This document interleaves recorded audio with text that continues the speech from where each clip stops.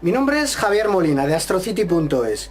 Ya sabéis todos que soy un apasionado del Sol. Me encanta visualizar y fotografiar nuestra estrella. Primero, porque de día no pasamos frío, tenemos muchas más horas para fotografiar y porque es apasionante el dinamismo de este objeto. El Sol es el que más variación va a tener de un día a otro. Hay veces que pones el telescopio y te encuentras una eyección, te encuentras una mancha completamente diferente y puedes ver su evolución. Entonces, de lo que es la fotosfera y la cromosfera del Sol, requieren técnicas muy diferentes y aparatos muy diferentes. Entonces lo que vamos a hacer en este vídeo es explicaros qué opciones tenéis para visual y fotografía solar de las dos capas del Sol, de manera profesional y de manera económica. Así que vamos poco a poco a resolver esa duda que tenéis siempre. Javier, ¿cómo puedo fotografiar el Sol? ¿Qué material necesito? Pues en este vídeo os lo voy a explicar todo. La fotosfera y la cromosfera en el Sol son capas diferentes y los detalles que vamos a ver son muy distintos.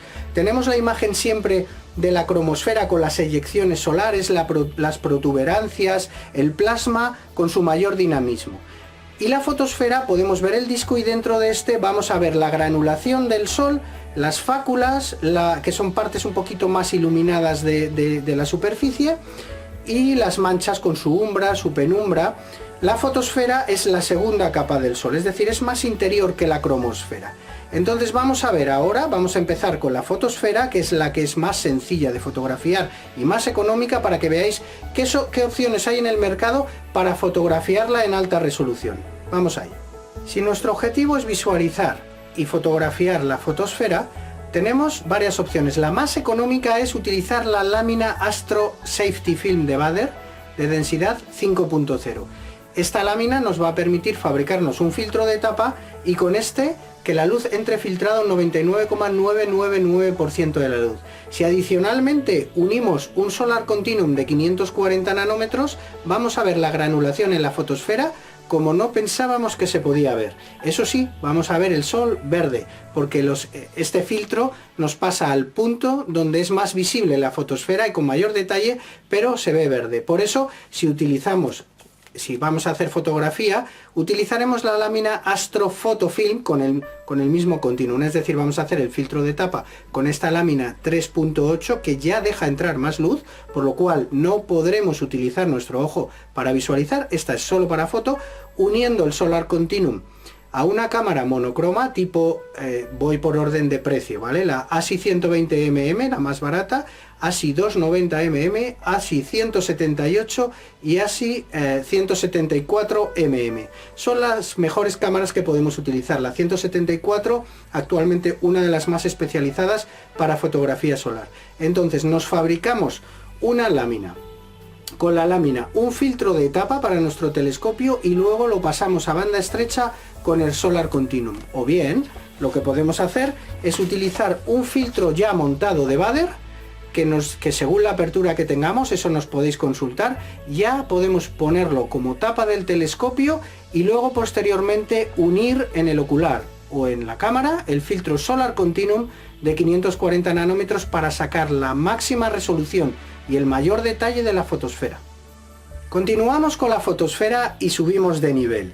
Si tienes un refractor o estás pensando en comprar un refractor, podrás añadirle un prisma de Herschel. El prisma de Herschel lo tenemos en dos versiones, versión fotográfica y versión visual. Yo os aconsejo la fotográfica porque la fotográfica también viene con los filtros, de hecho viene montada para hacer visual y podemos ir añadiendo o restando filtros de densidad neutra para adaptarlo a lo que necesitemos si queremos hacer fotografía. Entonces el más completo es el versión foto. Este filtro nos va a dar el máximo detalle de la granulación de la fotosfera y es la máxima calidad. Lo que va a hacer es, básicamente, aquí ya no ponemos un filtro de tapa en el tubo, dejamos que la luz entre en nuestro refractor, llegue al prisma de Herschel y este se encarga de desviar el calor y la luz y trasladarnos solamente una imagen completamente filtrada en banda estrecha, en 540 nanómetros, porque tiene un continuum interno y filtros de densidad neutra, aparte del prisma cerámico que desvía la luz y el calor.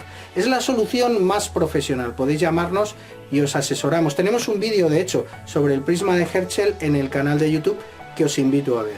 Así que solamente en refractores, ojo, porque hay mucha gente que quiere hacerlo en catadiópticos y no se puede. Solo si tienes un refractor o compras un refractor, vas a poder utilizar la solución más profesional para ver y fotografiar la fotosfera, que es el prisma de Herschel. Atentos a esta mancha, porque cuando fui a fotografiarla no me cabía ni en la pantalla del ordenador. Por aquellos entonces fotografiábamos con una DMK-21 que ya está prácticamente obsoleta, aunque sigue sacando buenas fotos, pero fijaros qué tamaño de mancha, no os podéis ni imaginar, es de largo la mancha más grande que me he encontrado en el sol.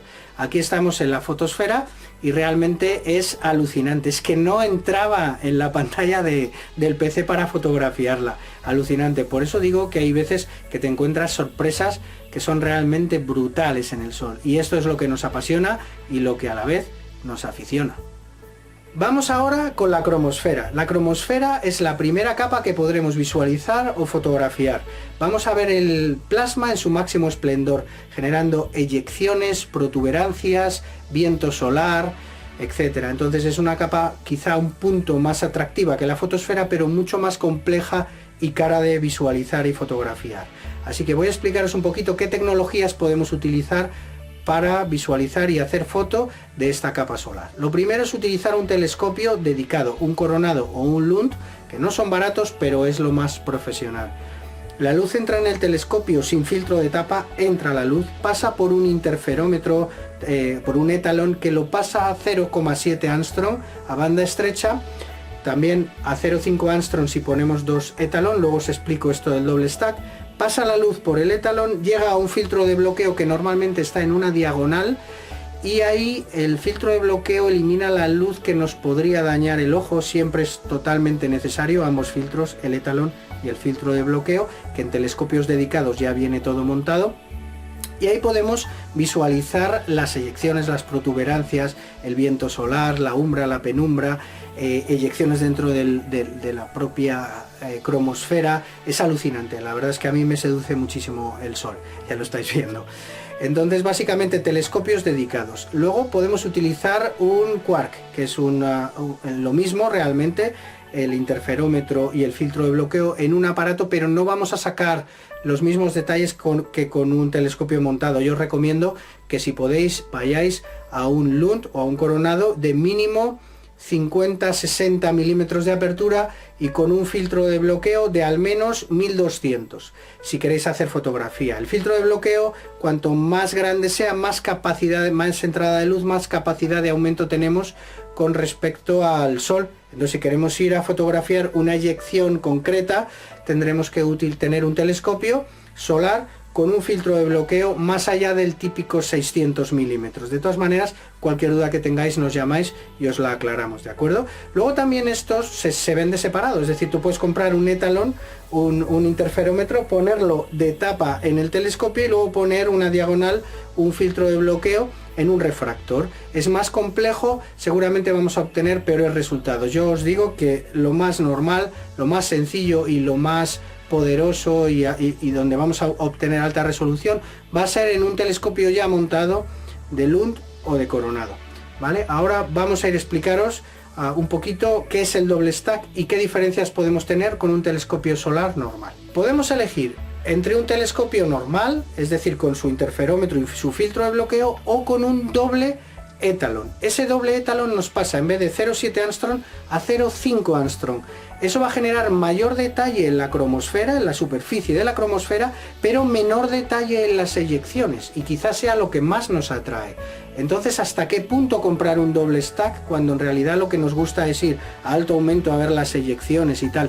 Si alguien está estudiando la cromosfera técnicamente, el doble stack le va a dar mayor resolución en la cromosfera, pero es mucho más caro, multiplica nuestro telescopio, el coste de nuestro telescopio, o sea, suma el coste un 60%, entonces ir a un telescopio de 0,7 Armstrong, un telescopio solar normal sin el doble stack, será mucho más interesante, sobre todo si nos queremos centrar en las eyecciones solares y en todo el dinamismo alrededor de nuestra corona, ¿vale? Entonces Yo lo que os diría es comprar un telescopio, un Lund o un Coronado de 60 milímetros, si puede ser, mínimo de 1200 de filtro de bloqueo. Con esto vamos a tener el máximo resultado, la máxima resolución y el máximo detalle de toda la actividad de la cromosfera. Un día la cromosfera me dio una sorpresa alucinante. La NASA lo describió como un fenómeno extraordinario. Empezó a salir tal cantidad de plasma y de tanta densidad fuera del Sol, como una gran eyección, que al llegar arriba por su propio peso empezó a llover en el Sol, y la lluvia solar, que es rarísimo verlo, la pude grabar y procesar con esta imagen que estáis viendo detrás. Realmente un fenómeno extraordinario, que sales cualquier día y te puedes encontrar, bueno, es muy difícil, pero cada día te encuentras una cosa diferente en el Sol. Y esto es lo que te hace vibrar, lo que te hace que esta afición se convierta en pasión y que realmente disfrutemos a tope de ello. Algo extraordinario en un día cualquiera, a tiro de sacar el telescopio, montar el ordenador y estar preparado con cierto conocimiento para poder fotografiar en alta resolución un fenómeno tan extraordinario como la lluvia solar. Bien, supongo que os habréis dado cuenta por cómo cuento las cosas que el Sol es mi objeto preferido. Tenemos muchísimo dinamismo, cada día es una aventura completamente diferente. Podemos ver eyecciones diferentes, podemos ver la evolución de las manchas, podemos ver cómo éstas se van separando y polarizando. Podemos ver detalles de fáculas de granulación en fotosfera, podemos ver eyecciones que hay veces que nos sorprenden, la típica foto que ponemos el planeta Tierra al lado de la eyección para ver el tamaño de esta, etcétera, ¿no? Entonces es realmente alucinante. Aparte que también tiene ese plus de no pasar frío, es decir, podemos en invierno salir y utilizar muchas más horas que la que nos permite últimamente las noches, ¿no? Donde cada vez hay más contaminación lumínica, cada vez es todo más complejo. No obstante, yo os invito a que, si sois aficionados a la fotografía nocturna, también os aficionéis al Sol, porque podéis pasar muchas más horas con nuestra maravillosa afición, ¿no? Entonces mi invitación es a que descubráis el Sol, aunque sea con una lámina de tapa y un continuum, y que empecéis a hacer fotografía, porque os va a sorprender muchísimo. Cada día tenemos una cosa y realmente podemos ir avanzando en una afición que no tiene límites. Cada vez podemos sacar más y podemos sacar más y llegar a que esta afición realmente nos apasione también de día. Esto ha sido un vídeo tutorial de astrocity.es. Espero que te haya gustado. Pregunta lo que te apetezca en comentarios, ya sabes, like, compartir, y nos vemos en nuestros próximos vídeos de mis compañeros Ico y Álvaro o yo mismo en nuestro canal de YouTube.